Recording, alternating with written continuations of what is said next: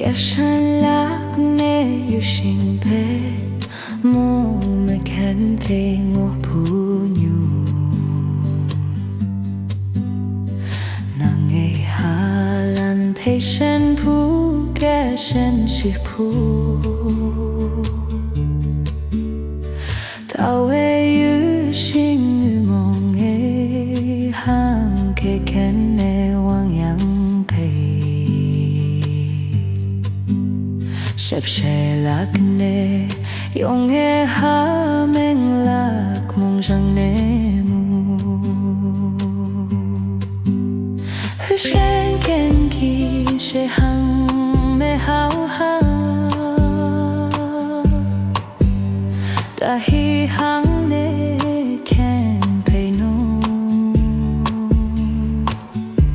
Nang go hoang te no hoi te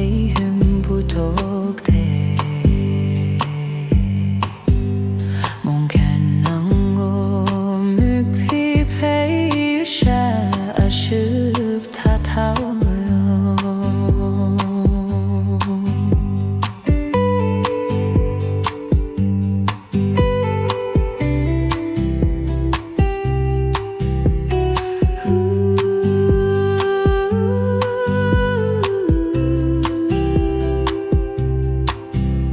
trong khi lạc nắng nào nô hôi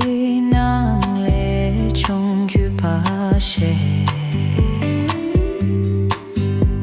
e pui em mei nang te kene ku pa ki jin ye jin lum yong la kyang hang ke ao e lingo ka Thấy khi áo sen chế trong nhà này em trên mẹ áo sen khen khi sẽ hăng mẹ hao ha ta hi hăng nè khen pei no nàng go hoan te no hoi thấy hum pu thuộc thế mong khen nắng ngô mực phi phê yêu sa sụp tha thao